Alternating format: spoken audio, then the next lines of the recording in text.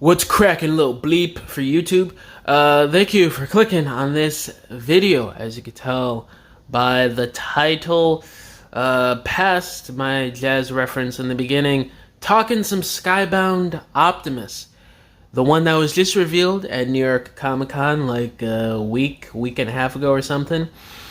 And it's been a discussion in the community about whether or not this particular release is worth the $80 price point that Hasbro is asking of us plastic whores. And in this video, I will be discussing how valid this $80 price tag really is. So we know that this figure comes with about, I'm pretty sure, 3 accessories. So you got the Megatron arm, you got his Matrix, and I believe the listing also said his Ion Blaster or maybe the Battle Axe or something. He comes with one of his iconic G1 weapons. So he comes with basically 3 accessories. You know, you got the opening Matrix, you have a brand new head sculpt that differs from the original 86 release of this mold. So, I mean, it's got that going for it. But the new head sculpt really isn't all that noticeable. I mean, once you zoom in on the images, you could notice the fine details, and if you compare it side to side to the Studio Series 86 head sculpt version. But on its own, if you're just looking at the figure for a few seconds, you wouldn't notice a difference. So I mean, the new head sculpt, it's cool, but it's not really anything too substantial to the point of, wow, this is such a massive improvement over the original G1 Optimus head sculpt we just had 10 months ago. I just don't really see it all that much, even though I still do think the head sculpt is pretty good and all. The main selling point about this is the Megatron arm. It's very odd what Hasbro is kind of doing here. So the Fusion Cannon is what looks to be a completely brand new sculpt from top to bottom, side to side, from the recently released 86 Leader Class Megatron from just a couple months ago. And, that's even been a bit of a controversy in itself.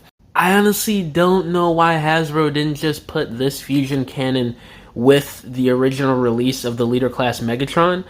But, I think we all pretty much know the answer. It's because Hasbro wants to do never-ending upgrade kits for their releases, so they mess up on a certain detail for this release, then for a future release a few months later or a few years later, they could go, oh, here's an improved version of the figure or an improved version of the accessory or whatever example you want to throw out there.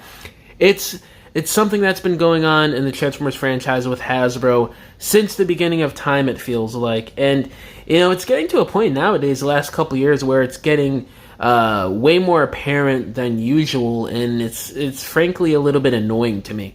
So, if I was somebody that bought the Leader Class Megatron, I would be kind of pissed right now that, I spent $60 on this figure, and if I want a better Fusion Cannon that's more accurate to the G1 cartoon, I would have to shell out another, after it's all said and done, between tax and shipping and whatever other fees, depending on where you order from, about another $90 to $100 just to get a Fusion Cannon that works a bit better. But hey, I got an extra G1 Optimus 86 mold. I mean, that's just kind of scummy to your core consumers. I mean, we already know a lot of these collectors, if you're a huge G1 fan or just a huge Transformers fan in general, a lot of people already have the 86 Megatron at this point, so it's kind of just a little bit redundant, and you're kind of wasting your money here. Like, why didn't I get this the first time, On the positive side, this new Fusion Cannon does look really fantastic. It does look quite a bit better than the one we just got with the Leader Class Megatron, I'll say that. The sculpt is good. It looks like it might be painted in some sort of semi-metallic gunmetal gray / black paint, which could be nice depending on how they handle it for the final version of this figure next year. But, the colors of Optimus, they're nice and bright, kind of comic booky. I don't know, the way they painted this Optimus, it reminds me more of his cartoon look, kind of, but I know they did change certain things with the details to kind of make it more in line with the Skybound stuff. I think it with the lower legs or something. But, you know, to make it a bit more comic accurate, you could have threw in some shading, or more importantly, to this specific iteration of Optimus when he's got the Megatron arm during this era of the Skybound story and comics, you know, he's got quite a bit of grime, dirt, and battle damage on his body that's constantly drawn on Optimus in the comics where he's got this Megatron arm. And it's kind of a style within the first run of Skybound that kind of sets it apart from other Transformers comics and eras. So the fact that they're doing a Skybound era figure in Studio Series and stuff, and they're not doing one of the main design traits and character traits of the battle damage here to kind of differentiate it between the 86 release and the other, you know, cartoon releases in the Generations line and the other comic releases in these lines, it's kind of cheap to me, especially for the $80 price point. It really does feel like for this version of the character, he's missing a lot of paint to really bring it to life and make it more accurate to what they're representing here in figure form, and I don't really think they aced that at all. They really skimped out on the detail and paint. You know, adding some sculpted battle damage in there and then painting it black and silver, that would have went a long way, especially for the kind of bloated price point we're getting here, which we do now know it's kind of now because the Commander class price is getting increased next year to $100, a $10 increase.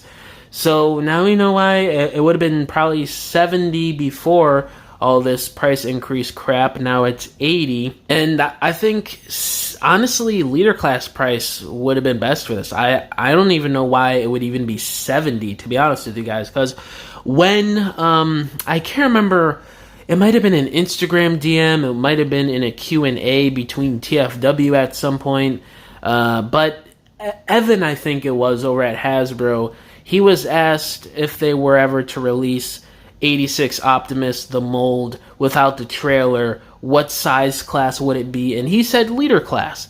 So we already know that the Optimus Prime figure with a couple accessories probably is the price point of a leader class figure, so $60. So what warrants this being another $20 more expensive? Because I look at this figure and all I see is modern day leader class engineering and price. Sure, it's not as big as, you know, we were used to with leader class, and it's definitely not as intricate as a lot of past leaders were, but this is what we're getting right now. More intricate Voyager class figures, I guess you could say. And that fits the bill for what Hasbro is doing nowadays with the leader class size and price point.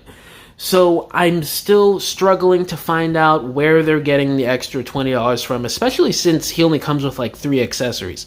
It really feels like they're milking it just because this is one of the more hyped up Optimus Prime releases ever the last couple of years. One of the most iconic iterations and scenes of Optimus Prime in Transformers media the last probably 10 years right now for Hasbro. So they recognize this within their own pockets and within the fandom of Transformers, and they're probably like, you know, maybe if we bump it up a little bit, we can make some extra cheddar cheese and capitalize off of the hype of, you know, Transformers fans finally being able to buy an official product from Hasbro of Optimus with the Megatron fusion cannon and arm. That could be the case too. I don't know for sure. I don't have any insider knowledge. I'm just speculating, but I would not be surprised at all if that's the case, or if that's one of the reasons why this figure feels a bit overpriced.